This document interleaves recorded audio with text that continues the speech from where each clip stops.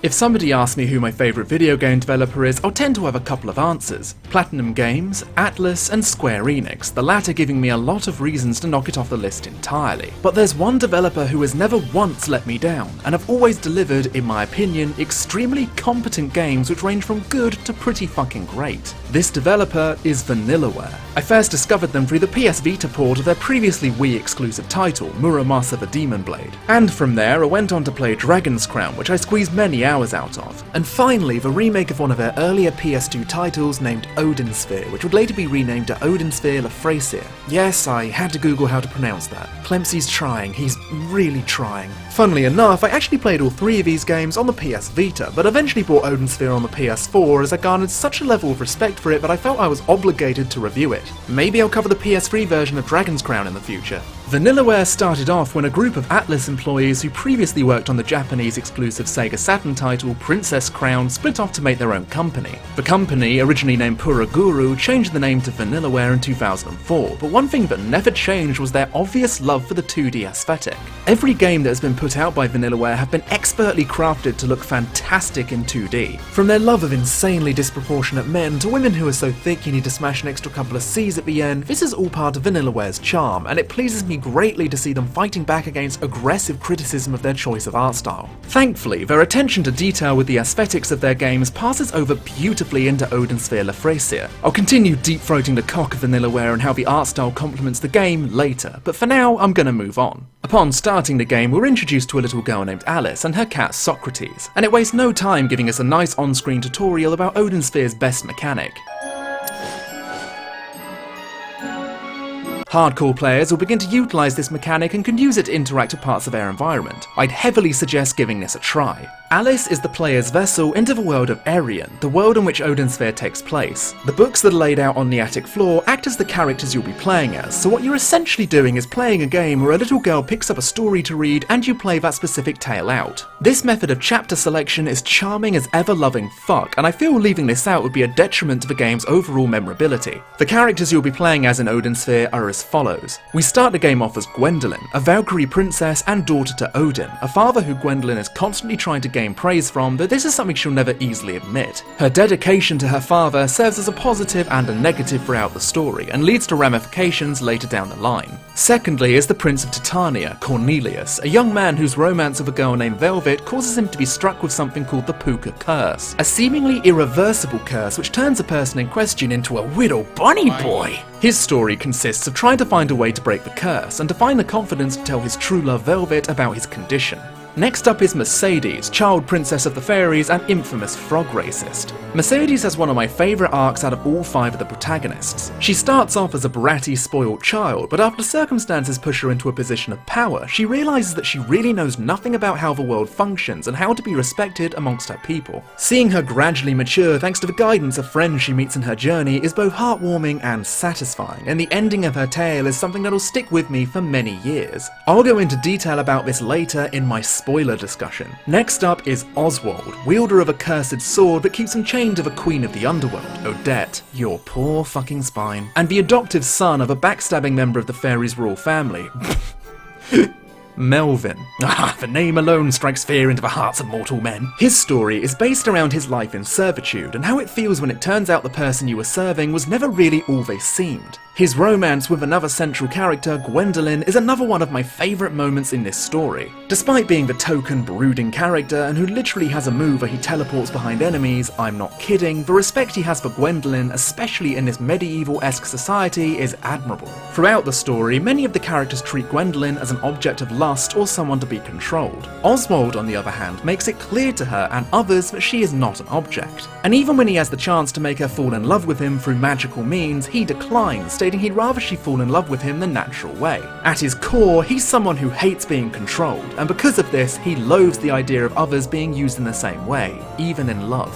Fucking Melvin! Finally, we have Velvet, previously mentioned as the love interest to Cornelius. Velvet is a princess of a fallen magical city known as Valentine. You control a lot of royalty in this game, come to think of it. Velvet and her sister-con twin brother, Ingwe, are the only humans left of the Valentinians, after the old king grew insane and used a weapon called the Cauldron against his own people, and eventually wanted to use it on the world before he was stopped. For some unexplained reason, the citizens of this city were turned into Puka, the same creature Cornelius was turned into. Velvet's story revolves around her trying to stop anyone else from using this cauldron again, as it's now being fought over by the many races within this world. Her second objective is to collect a bunch of Valentinian coins, as collecting all of them will break the Puka curse, freeing her people. Let's not forget about a ton of very awkward family issues that will plague her throughout a large majority of the game. So now that I've covered the characters, we can move on to the game itself. As I mentioned earlier, you start the game off as Gwendolyn and are given a brief tutorial about her basic mechanics. The issue with these tutorials is their frequency early on into the game, because despite how important these tutorials are, they spread them out from room to room instead of, let's say, giving you a list of important things you need to know and the option to check them or skip them entirely. Thankfully, the backgrounds feel so fresh and alive that I found myself being okay over pause, as I could really absorb the amount of hard work that went into the artistry behind everything on screen.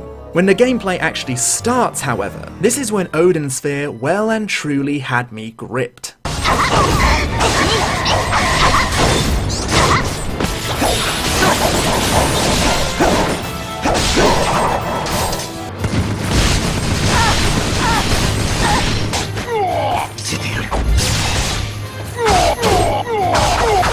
This is side-scrolling beat-em-up action at its finest. Mwah! With previous Vanillaware games, I'd admit their combat can be slightly clunky, but with this game, I'd say this is their best attempt at making the gameplay feel as fluid as possible. Take Gwendolyn for example. Her ability to glide at impressively fast speeds makes navigating the map less of a slog, and can even be incorporated into her attack patterns. The fact that you can effortlessly juggle an enemy only to combo them with this large aerial dash attack with nothing more than simply nudging the analog stick left to right can make anyone feel like a fucking god whilst playing. Being able to block and instantly attack out of that block only serves to make the gameplay more quick and less of a hassle. Some of the characters can attack so goddamn fast you'll find it hard to keep up with them sometimes. Especially Oswald, who turns into anti-form Sora when his berserk bar is fully charged and can fucking destroy the ever-loving shit out of anything that stands in his way. The only issue with this is Oswald tends to be the most button mashy out of all the heroes you play, but there's something a little bit satisfying about being an unstoppable powerhouse who can attack so fast he literally pushes the enemy around the circular room layout multiple times. Speaking of the circular room layout, the map layouts in this game are a little bit like this. Judging by the screen, it'll look like you're running in a straight line, however you're actually running in a circle,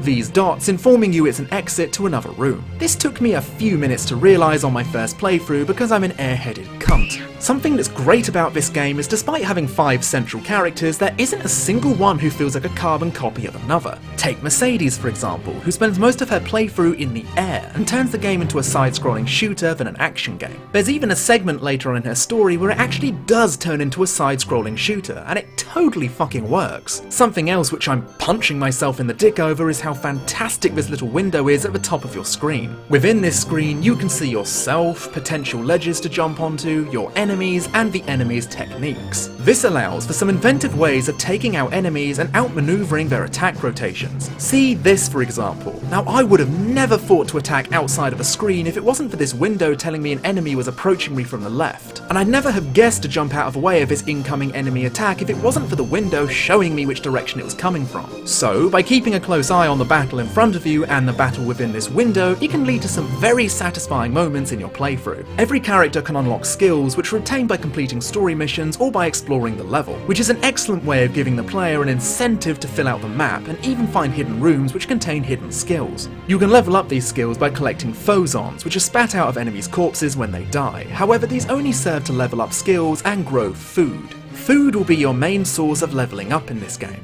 Yeah, I know, just let me explain. Vanillaware have always had this weird fetish for delicious looking food in their games, and Odin Sphere is no different. By eating food which are either grown by planting seeds and infusing them with phosons, or by buying dishes in restaurants, it increases your maximum hit points and will give you massive boost to your overall experience. And you'll want to level up in this game, as it's the only way to obtain skill points which are used in the talent system to give you perks throughout your playthrough. If I could change anything about the food system, it'll be the speed at which you obtain your food. Now, I've never played the original PS2 new version of Odin Sphere, but apparently in this remake there are many changes to how many seeds you can plant at a time, etc. But having to wait for your food to grow can feel a teensy bit pace-breaking. You could put the kettle on, do the washing up, or even have a cheeky wank before your fruit decides to ripen. Finally, there's the alchemy system, where you can fuse materials together to form healing potions or various damaging potions. My personal favourite is Toxin, and I'm sure this is the case for many people who've played this game. If you want to understand why, just watch. Incredible! Time to bring up a few negatives before I move on to my spoiler segment. Having 5 unique characters to play as is fantastic, however, I think they made a slight mistake with the order in which you play them. The first 3 characters you play as, Gwendolyn, Cornelius and Mercedes, are very fast characters. Gwendolyn can glide, Cornelius can sprint or use his aerial attack, and Mercedes can crank it up to maximum overdrive to get from place to place. Then we have Oswald, who isn't slow, but feels sluggish in comparison to the other 3 characters. Finally, there's Velvet, who has a fantastic playstyle, but when you compare her to everyone else, she takes her damn time reaching the exits. And considering how when you finish a character's story, you have to play the same levels of another character but in a jumbled order, I can honestly see a few people dropping the game after a few characters due to being burnt out or not being used to a not so speedy character in the final quarter of the game. Which is a massive shame, but an understandable reason to quit. There's also a boss whose removal from the game would only serve to make it better, and that's Scaldy the floating fuckboy. Listen Vanillaware, I love you, but having a boss who teleports every few seconds making it a rarity to land a complete chain of attacks is incredibly frustrating and boring. Fuck you, Scaldy! And last but not least, my final issue with Odin Sphere is this. But if you can move past those negatives and get to the end of a game with every character, Alice has one final book to read. This is where I'm going to drop a spoiler warning, as I'll be talking about some of the events that happen to get to the final ending. Skip to this time code to go straight to the conclusion. The final book is named Armageddon. The cauldron that Velvet was protecting and that everyone and their grandmother were fighting over is actually activated, and the events that follow show all of the main heroes attempting to prevent the total end of their world. What I adore about this ending is it's essentially a boss rush where you select which character is going to fight the selected boss. However, if you get the selection wrong, then you'll get a non-canon bad ending. Even in the canon ending though, so many characters die. One in particular took me by complete surprise, and this is what I meant when I said that an element of her story will stick with me. Mercedes and all of her people get completely wiped off the face of the map. Not only does the poor girl find a man she fell in love with dead on the ground despite him promising her they'll meet again someday, she also returns to see her entire homeland and people completely annihilated. And despite destroying the villain who caused all of this to happen, she passes away as well, fulfilling her final duty as Queen of the Fairies. It was very surprising to me to see that the only character in the main cast who canonically dies was the child. A fairly bold move by Vanillaware, but I commend them for it, as I won't be forgetting this moment for many years to come. Regardless, the true ending is definitely a happy one, so it isn't all doom and gloom. That being said, the path to get there isn't exactly littered with rose petals. It's even hinted somewhere that Alice may be a descendant of Gwendolyn and Oswald, and the books she's reading aren't fairy tales at all. And I think, if that's true, it'll just make the conclusion just that more special. Well, there you have it, one of my favourite games of 2016, but sadly a title that hasn't got nearly enough recognition for the amount of hard work Vanillaware put into it. The environments explode with eye-popping detail, the gameplay is fluid and most importantly, fun, and the story, whilst not fantastic, is definitely something that a lot of people can find enjoyment out of, especially that final chapter. If you're a musical buff, then you may be happy to hear that the composer of Final Fantasy Tactics and 12 was the composer of this title, so if that's enough to push your wallet over the edge, then by all means. Is the game a 10 out of 10? Not at all, but if you've enjoyed any of Vanillaware's previous titles, then you'll be happy to know that I think Odin Sphere Leifthrasir is the best of the bunch. I managed to snag the collector's edition on the UK Amazon store for £50, including this nice little t-shirt that's subtle enough so people won't judge me in public. What I'm trying to say is, if this video has tempted you to check this game out, then you can get all of this tasty shit for less than a new AAA release. And if that isn't a good deal, then I don't know what is. With Vanillaware working on their next game, 13 Sentinels Aegis Rim, it'd be nice to introduce a few people to their previous work before trying Aegis Rim out. Can't wait to finally have a chance to play it, and I'll be sure to cover it on this channel when it does. Last but not least, I have some very exciting news for the channel, and that's the introduction of my Patreon. I've been meaning to make this for a while now, so if you're interested, check the first link in the description, and any donation, big or small, will be massively appreciated. I love making content, and I love to entertain all of you, and it still floors me to see people actively rooting for me and the channel. Thanks for watching everyone, and I hope you'll be excited for whatever I have in store next.